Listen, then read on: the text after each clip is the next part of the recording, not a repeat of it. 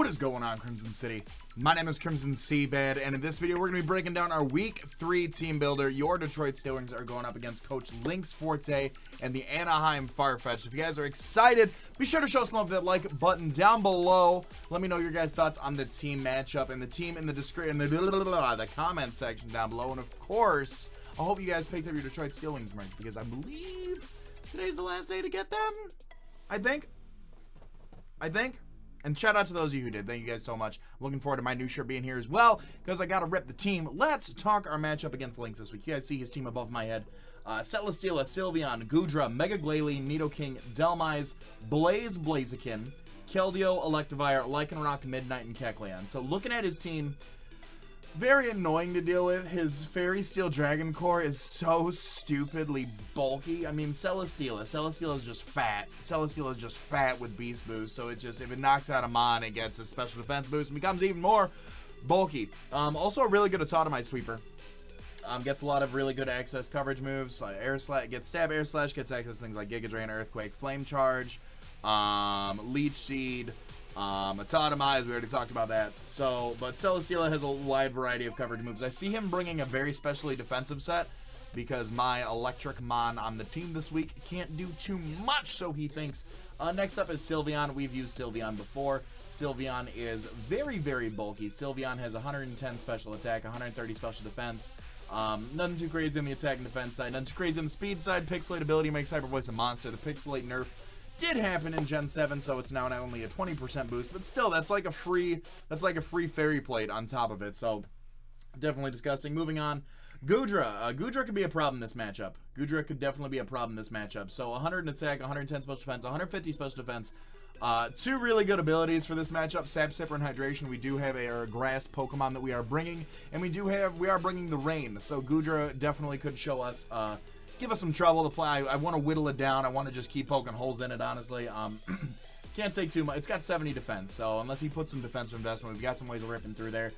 Mega Glalie is disgusting. 120 attack, 120 special attack, 100 speed, refrigerate ability. Again, 8 got nerfed, but still 20% boost. Gets access to Priority and Ice Shard, gets access to things like Freeze Dry, which make it a 4 times effective move on our Mega Swampert, and it makes it a 4 times effective move on our Pelipper. So that's unfortunate. I anticipate him to bring like a naive set or something. He's gonna have Freeze Dry. He's gonna have Freeze Dry Mega Glalie. Nidoking. Nidoking is one of his offensive Z-Mons, and it is actually a nightmare to prepare for. We ran a bunch of mocks, and I'm really comfortable with the way this team goes. But a lot in mock battling, a lot in like the early stages of planning. This is just a monster. Like, how do you prep for a Nidoking? Honestly, like, it's stupid. It's absolutely disgusting. Delmise, bulky grass ghost type, has the Steelworker ability, boosting or giving steel type moves the same, a 50% bonus. So now it pretty much has 3 stabs: grass, ghost, and steel. Very bulky, is a spinner, is a ghost type, pretty slow, so nothing too crazy. Blaziken is his omnipotent Z move user. He can use everything. 120 attack, 110 special attack, 80 speed. So without the speed boost, it's nothing too crazy. Could be running a Choice Scarf set, I'm not sure. I really don't know what this thing wants to do. I've actually never gone up against Blaziken in League formats. This is going to be really interesting. Keldeo. Keldeo's a very fun mon in League format. 129 special attack, 108 speed. Switches in on knockoffs, gets a Justified boost. Swords Dance Keldeo's thing. I mean, hits really hard. It's got moves like Secret Sword. It's got moves, it gets access to, you know, Surf, Hydro Pump, Scald, all that fun stuff. Icy Wind, Calm Mind. It's really weird. It can be a substitute setter, it can be a Scarfer. We'll talk a little bit about that. Electivire. Electivire on top of Nidoking is his electric immunity. It does have the Motor Drive ability, which increases the speed stage by 1 if hit by electric type moves. I don't think the Electivire, I'll talk about what I think is coming, but let's just keep breaking it down. 123 attack and 95 special attack, so more physically offensive as far as the presence goes in special, but it does have access to it.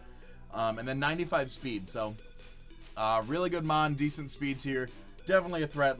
Midnight Lycanroc, another mon I've never gone up against in League format, so 115 attack, pretty bulky. I mean, it's a rock type, it gets stealth rocks, it can take a hit, it can hit you with a pretty mean Stone Edge. I don't think it's coming, but we'll see. And then Kecleon. Kecleon is kind of bulky, 120 special defense, gets Protean, a lot of different access coverage moves, so it's really hard to say, like, where or how to prep for a Kecleon. I mean, you really just, if you see Kecleon, you just got to kind of be like, all right, let's just keep an eye on it. I'm also going to try to make, a lot of people have been asking, for my own comfortability sake, I usually do post-com. A lot of people have been asking for live com, so we're going to try that. It's weird. It's weird. I like it. I focus better when the camera's not on me during live battle. But we'll see how it goes. We'll see how it goes. Let's break down the team really quickly. First off, you guys didn't watch the end of the last battle. We did have 2 free agent transactions go through this week. We dropped Heliolisk and Tangela for Rotom and Roserade, and we are bringing both of those to this matchup. Rotom, Tesla or Rotom here, the shiny Rotom, holding the leftovers, the Levitate ability. Thunder, Will-O-Wisp, Hex, and Pain Split. 252 HP, 12 defense, 4 special attack, 132 special defense, careful, or calm, I'm sorry, and 108 speed, calm nature. So, what Rotom does. Rotom, so I like Thunder just because of the rain, and it does a lot of damage to things that aren't Electivire and Nidoking. So, with the rain, we can just kind of spam Hurricane and Thunder in this. So, that'll be nice, but Thunder's just kind of like a, if the rain's up, I'll go for it type deal. Unless it's like, I need to hit this Thunder to win the game, then I'll go for it. But if that's not the case, then so be it. Will-O-Wisp and Hex is going to be really nice. This thing is meant to 1v1 his Celesteela. I can burn it. I can deal with all of its stabs. I can recover off with leftovers and Pain Split. I can Will-O-Wisp Hex, wear things down. I can burn things like Mega Glalie. I can burn things like Nidoking. This is a spin blocker against his Delmise. His only form of hazard removal, if I'm not mistaken, is the Delmise. So if he... if I'm able to get rocks up and he tries to go for a rapid spin, I can switch out into Rotom. I'm actually faster than Delmise as well. I can Will-O-Wisp it right then and there, burn it. Can't do too much to me. I mean, obviously, it's a super effective stab. It's got 131 attack, so regardless of the burn, it's still going to hurt. But I can just Hex the next turn and just goodbye Delmise. So, does really good work, like I said, against the Celesteela. Can take a hit from Goodra, can't take 2. Sylveon, we really didn't plan for Sylveon too much in Mox. We'll definitely think about that. I mean, I've got Roserade and I've got Scissor, so I don't know if he'll bring it. What I think he's going to bring: Celesteela, Goodra, Mega Glalie, Nidoking, Keldeo, Delmise. That's what I'm thinking he's going to bring right now. Celesteela, Goodra, Mega Glalie, Nidoking, Delmise, Keldeo. That's what I think he's going to bring.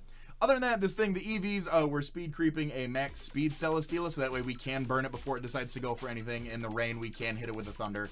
Nothing too crazy there. Burning and like being able to get recovery off with the Pain Split and wear down his walls, so that way one of our wall breakers can come in later in the match and sweep up. Nothing too crazy. More especially defensive invested, just because things like Flash Cannon and things like Air Slash, I mean, obviously could go for the Heavy Slam, but if he gets automizes, Heavy Slam isn't doing as much. So, let's keep on talking. Ivy the Roserade, rocking that Black Sludge, Natural Cure ability, Giga Drain, Sludge Bomb, Extra Sensory, and Spikes. I was thinking about running a Technician, HP Psychic. It does just a little bit more to Nidoking and Blaziken and Keldeo if he switches Keldeo in on a Roserade. But I like the Natural Cure just in case he gets like a burn or something with the Keldeo and we need to switch around. Pretty nice. Black Sludge for the recovery. Giga Drain hits the Nidoking for neutral, hits Keldeo super effectively, hits the Lycanroc super effectively.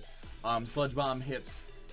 his immunity is Celesteela, hits Sylveon super effectively, Goodra, Glalie, Nidoking 4 times resist, hits Delmise for neutral, Blaziken, Keldeo, Electivire, all that fun stuff. Extra Sensory for the Nidoking and for the Blaziken if need be. Spikes. This thing is meant to be a Keldeo check. If he doesn't bring Keldeo, I'll actually be shocked.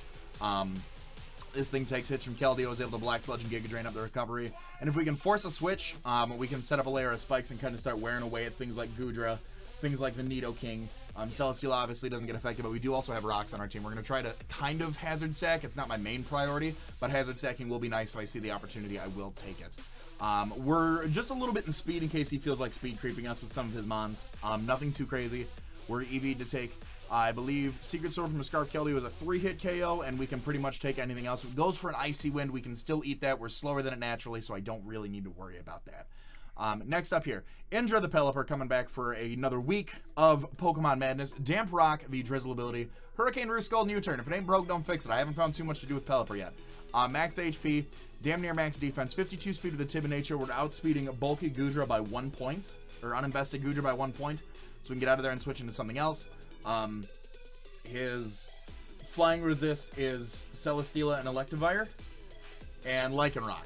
And I only see one of those coming this week. So, I don't see Electivire coming. I've got 2 very powerful electric immunities on my team. I don't see Electivire coming. So, he could. I don't know. But his flying immunities are Celesteela. Scald in the Rain does a butt ton. I can burn Celesteela as well. Roost for the recovery. U-turn for the initiative. I can be faster than his walls.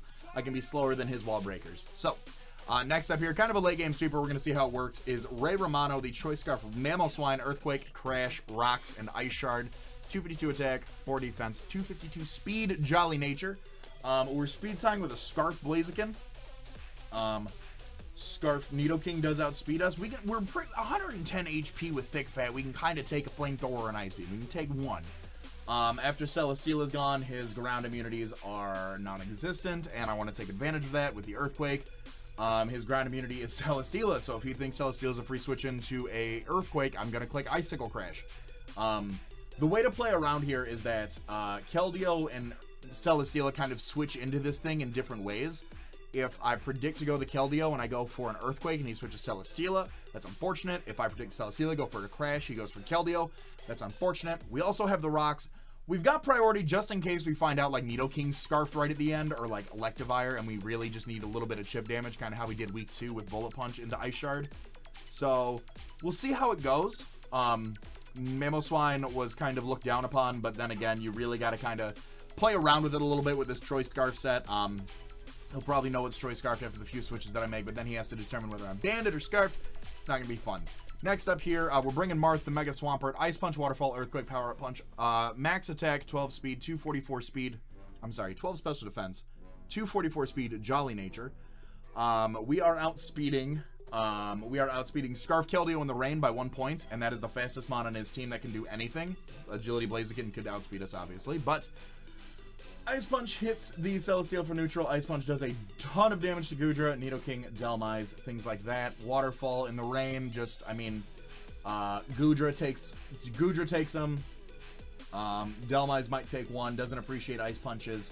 Keldeo might take one. Earthquake, again, Celesteela is his only immunity.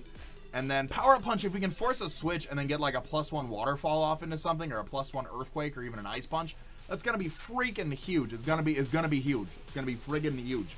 I think it could be good. I was debating things like Superpower. I was debating a few other things, but Power Up Punch into Waterfall does tremendous amount of damage to Celesteela. Low Kick, even, I mean, we can count this here really quickly.